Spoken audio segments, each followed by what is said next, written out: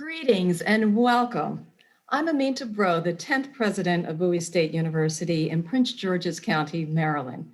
And it's my pleasure to welcome you on behalf of our more than 6,200 students and our entire campus community to this conversation with our very special guest.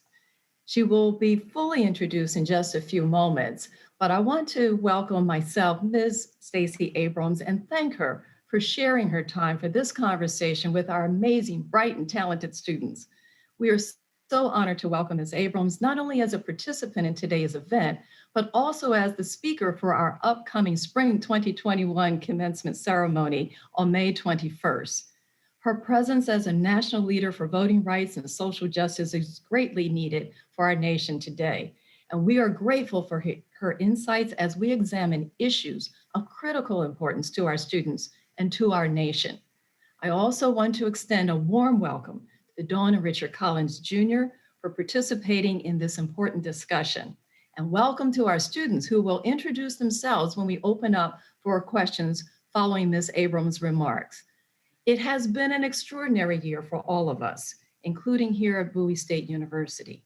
And despite the challenges posed by COVID-19 and this ongoing pandemic and ongoing social justice issues, our Bulldogs have proven their resilience and commitment to creating a better society for us all. We have witnessed our student body reach new heights through remarkable academic achievements, activism, and civic and community engagement, all while living through unique challenges and social distancing that has tested us all. Our students, faculty, and staff and alumni have had to confront the political and social ramifications of challenges facing our country on a scale not seen in generations. As we focus today on the intersectionality of the pandemic and social justice, I ask that we take time out to reflect on the lessons we have learned over the past year. Ultimately, we all face the same underlying question: where do we go from here? As our graduates prepare to enter the workforce in their communities, they too will grapple with this question. The juxtaposition of our public health emergency and the various social justice crises that have ignited across the nation has deep ramifications for the future of our democracy. As the oldest HBCU in Maryland, founded in 1865, our campus has long had a close relationship with the fight for social justice. Our most recent history was marked by the tragic loss of Lieutenant Richard Collins III, who was lost to us through a senseless act of violence in 2017. To see such a bright light on our campus extinguished so suddenly left a deep impact on our campus and that of the University of Maryland at College Park. His absence is still felt at our university today. Rather than stay divided, however, our campus communities rallied behind the memories of Lieutenant Collins. We created a social justice alliance dedicated to preserving the memory of his spirit, designed to embolden both campuses in the fight against racism and inequity. As our relationship with the University of Maryland has grown, so has our bond with the Collins family who join us here today. They have remained committed to building a culture of inclusion and social equity, built on a foundation not based on fear, but out of respect and love for all Americans. To introduce our special guests, I am privileged to introduce to you Dawn and Richard Collins Jr. Thank you, President Bro. Hello, everyone, and welcome to this historic conversation. We are Dawn and Richard Collins Jr., very proud parents, the late First Lieutenant Richard Collins III. As President Bro stated, this is an era of great uncertainty for social justice and civil rights. The manner in which our son was slain motivated us to become engaged in our local politics. We and our community partners rallied lawmakers in Annapolis to update Maryland's hate crime law, now named for our son. We urge everyone watching this event to join us in the fight for a more just society by being personally invested in voting rights and political consciousness. Civic participation is one of the greatest tools at our disposal. Our son took an oath to defend this democracy, so we take nothing for granted. Every race, every down ballot issue, Every down ballot candidate and every single vote matters. Today, we are honored to introduce you to Ms. Stacy Abrams, the force who guided the recent Georgia election results, which shifted the balance of power in Washington, D.C. Ms. Abrams is a 2021 Nobel Peace Prize nominee for her activism to achieve nonviolent change through increased access to the ballot box. A former Democratic leader of the Georgia House of Representatives, Ms. Abrams ran for governor in 2018, winning more votes than any other Democrat in Georgia's history. She's the first Black woman to become the gubernatorial nominee for a major party in the United States. She is a New York Times bestselling author of the books Our Time Is Now and Leave from the Outside. Over the course of her career, Ms. Abrams has founded multiple organizations devoted to voting rights, empowering young people of color, and tackling social issues at both the state and national levels. This HBCU alumna of Spelman College also earned degrees from the University of Texas and Yale Law School. As proud members of the Bowie State community, we are delighted to embrace Ms. Stacy Abrams into the BSU family. Please join us in welcoming her. Thank you so much, Dr. President Bro. Thank you so much, Mr. and Mrs. Collins, for your kind words. And you have my deepest sympathy on the loss of your son, but I'm certain that his legacy will live on and the way that you are helping change the nature of justice in the state of Maryland and around the country. I was listening to you speak and thinking about my own parents. My father was arrested at the age of 14 in Hattiesburg, Mississippi, helping to register Black people to vote. And Ms. Collins will appreciate this. My mom was doing the same work. She just managed not to get caught. But for both of my parents, they had grown up in the abject poverty that you often read about in Mississippi. My mother was the third of 7 children.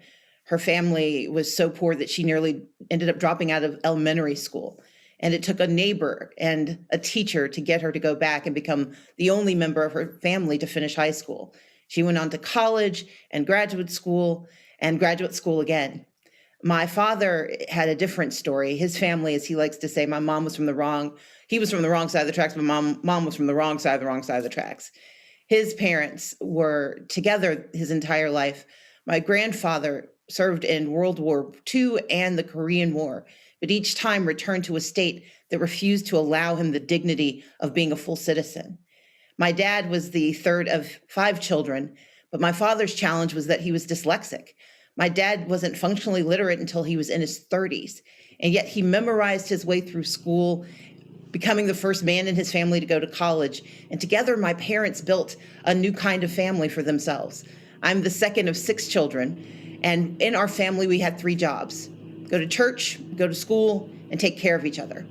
They wanted us to go to church because they wanted us to be grounded in something larger than ourselves, to have a faith tradition that could shore us up in the weakest times, that could be there for us as a shield when we face difficulties, but was always an illumination of where we needed to take our lives.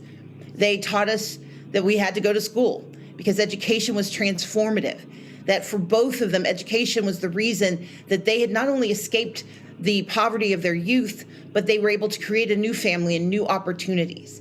And even though they wound up being on the edge of working poverty for most of their lives, they never allowed themselves to be embittered because they had the richness of an education.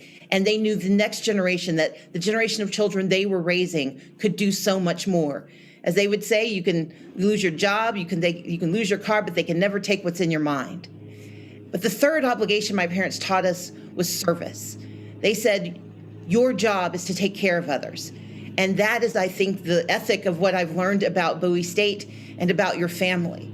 Because when we think of taking care of each other, it was not just about taking care of my brothers and sisters and my parents. It was about taking care of the society I was a part of.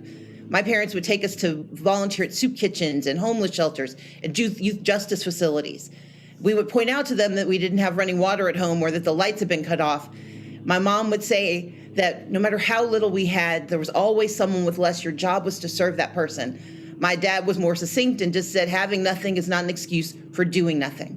And so as we enter this moment where we talk about the intersection of justice and of race, when we talk about the responsibility of voting, I grew up steeped in the belief that my obligations were always to use my faith as a shield to protect, never a sword to strike people down, that education is an opportunity and a passport to a better life that we should extend to every single person, and that taking care of one another is not a nice thing to do. It's not even about altruism. It is about the very survival of our communities.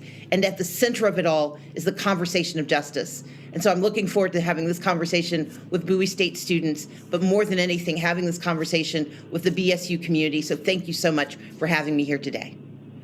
Thank you, Ms. Abrams. You have some very excited students here with you today, and we're going to get into the questioning. They have some questions for you, and we're going to begin. Each student will introduce themselves to you, tell you a little bit about themselves, and then ask their question. We're going to begin with Ms. Courtney Wells, the president of our Student Government Association. Ms. Wells. Good morning. It is a pleasure to be here. Thank you. I am Courtney Wells. I am a graduating senior from Baltimore, Maryland. I am a criminal justice major with a concentration in social justice. And my questions, and I also serve as a Student Government Association president for the 2020-2021 academic year. My question for you today is, how do you believe that the heightened COVID-19 awareness and precautions taken by the federal and local governments contributed to the abrupt ending of the social justice movement following the summer of 2020? And I can repeat it if you would like me to. So Courtney, thank you so much for the question. I would actually push back on that a little bit and say that I don't think that COVID interrupted social justice. I think we saw social justice take a different form. And I want to celebrate it in part because we saw young people who were at the center of the social justice movement during the summers not relinquish that responsibility heading into the fall.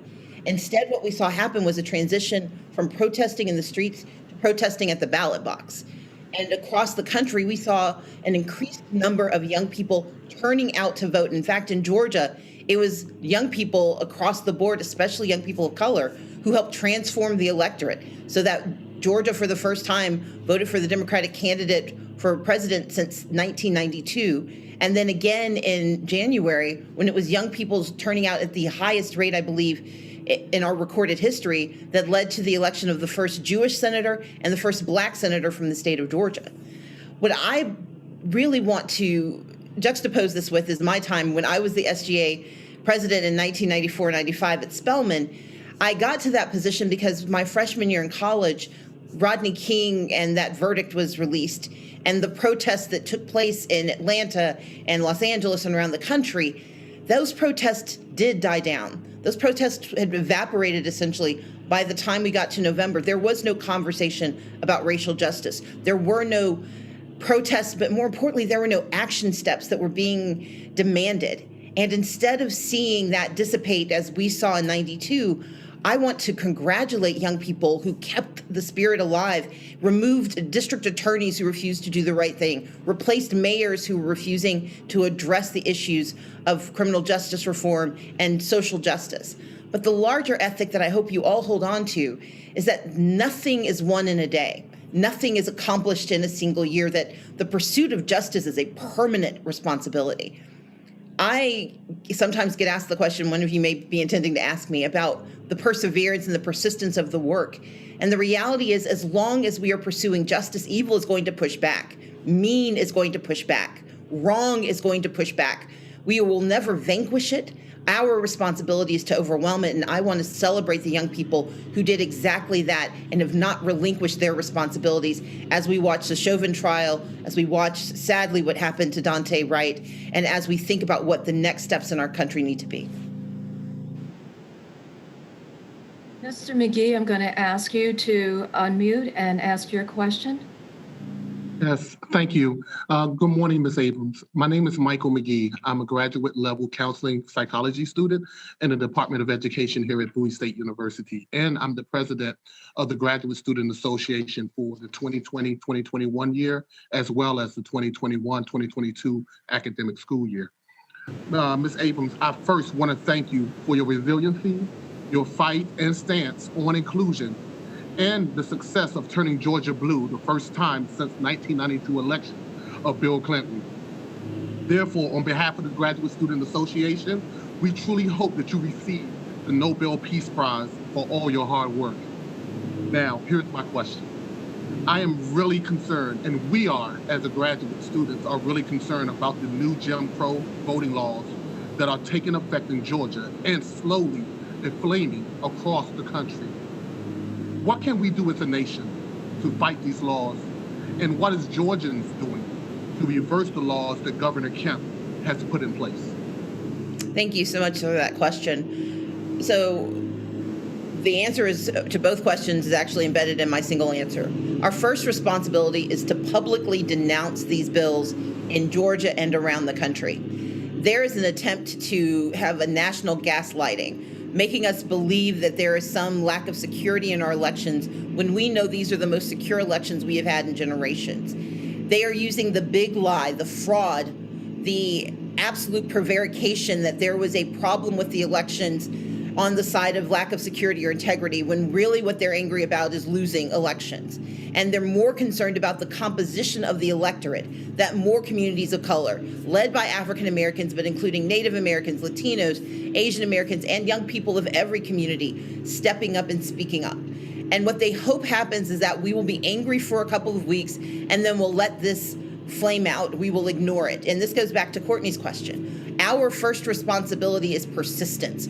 We have to continue to publicly denounce these bills wherever they are. And if they pass, we have to keep the conversation up about how horrific these bills are at the state level. And we should call corporations out and leaders out to make sure they are also sharing our outrage and demanding that our democracy be protected. That's number one. Number two is we have to support voting rights organizations. No matter where you live, there is a community that is being underserved in our elections. And so we have the responsibility to show up and engage those communities and make certain that every eligible voter is taking advantage of this right, because that's how we change things. As Mr. Collins pointed out, it's going all the way down the ballot, voting in every single election every time. And we have to invest in the organizations either through our treasure or our time. And so if you don't have the money, give them your time. And then third, we have to be advocating for the passage of the For the People Act. The voting rights provisions that are embedded in that will actually eliminate many of the changes that are being proposed across the states. But we also need the John Lewis Voting Rights Advancement Act, which will preclude future endeavors to eliminate access to the right to vote, and it will strengthen voting rights across the country. So public announcement, investing in those organizations, and demanding federal action. We'll now go to Mr. Green. Chase Green, would you unmute and introduce yourself and ask your question? Yes, thank you very much. Good day, Ms. Abrams. My name is Chase Green. I am from Baltimore County, Maryland. I am a sociology major as well as a graduating senior from the illustrious Bowie State University. And my question for you today is, how has the emotional and psychological impact of the pandemic affected the judgment of individuals when matters of social justice are brought to their attention? And in regards to that as well, has social justice, in your opinion, been placed on the back burner since the pandemic has begun? I think that the pandemic has heightened our tendencies, but human nature rarely changes. We just get either better at being good or better at being bad. And so I think, unfortunately, what we have seen is that people who are of good conscience and good intent have done more, and those who are of mean spirit and mean heart have also gotten better at exposing that. I believe that we have to juxtapose the pandemic and social justice not as being in tension with one another, but as illuminating one another. We have watched the pandemic actually reveal the lack of public health infrastructure across the country, especially in communities of color. That is a social justice conversation. And the extent to which we have demanded federal action to invest in those communities, that is social justice.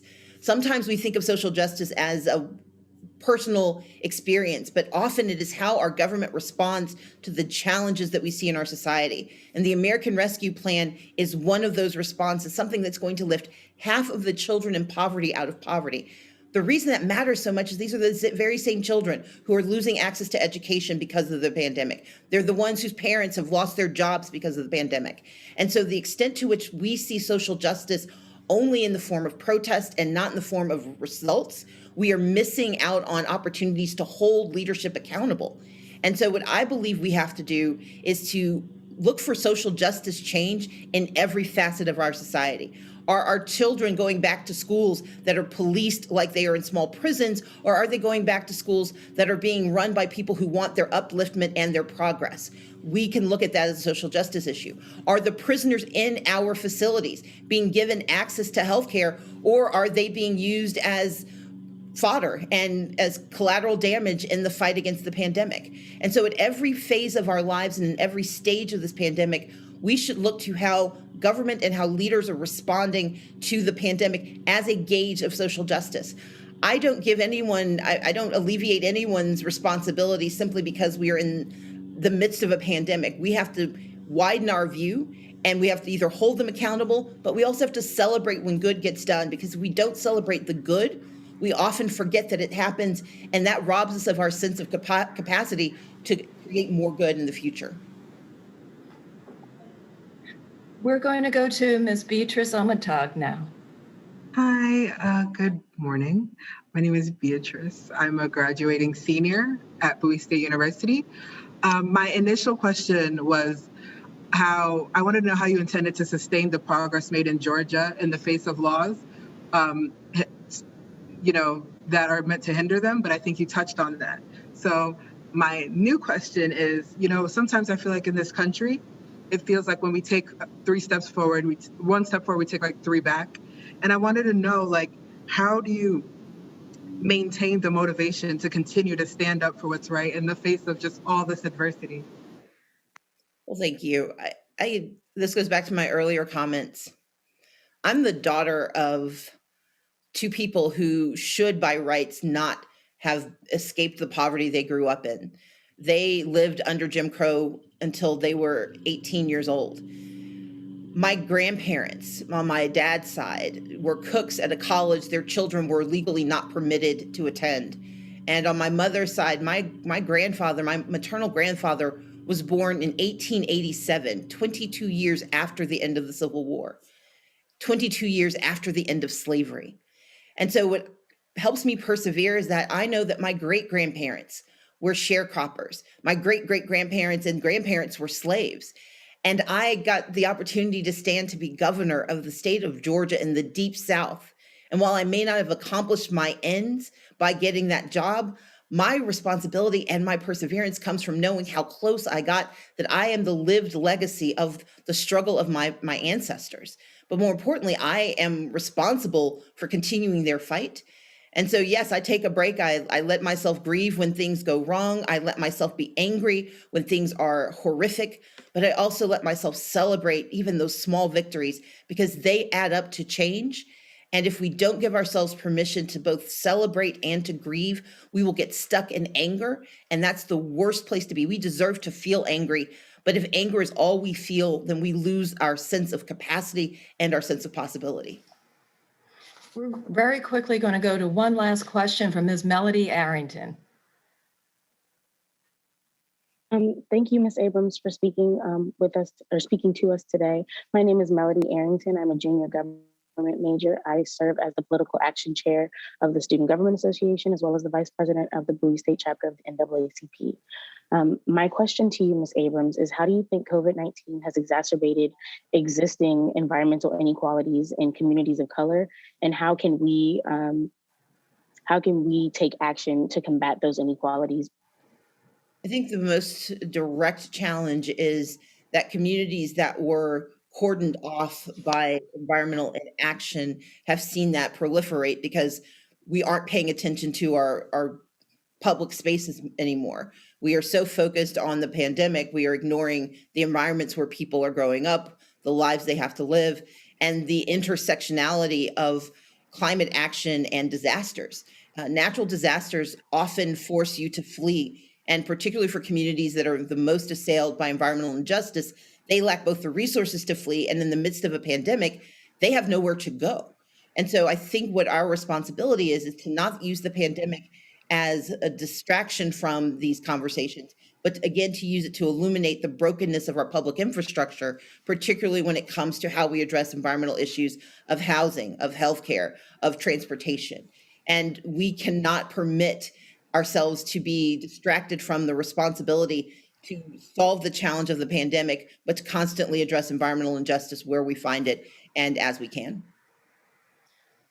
Thank you, Ms. Abrams. We have one other student who did not get to introduce himself. I'm going to ask him to just come on camera and say hello to you, and that's Mr. Clark. Good morning.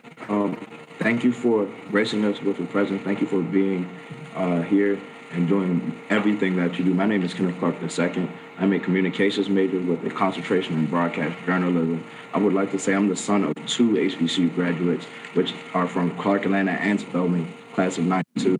So I definitely had to share that. And thank you for everything. Thank you for showing us something that you have, and thank you for doing everything that you have done. And may I ask my question if we have time, Dr. Brooke? I think we're running up against the clock, so Ms. Abrams needs to move on. And I do think why don't we leave the door open to invite Ms. Abrams to come to the campus when it's safe to do so we can see one another in person. It's an open invitation, and we welcome you to come to Bowie State University instead of just seeing the virtual background there. It's a beautiful campus, and we so look forward to hearing your commencement address on May 21st.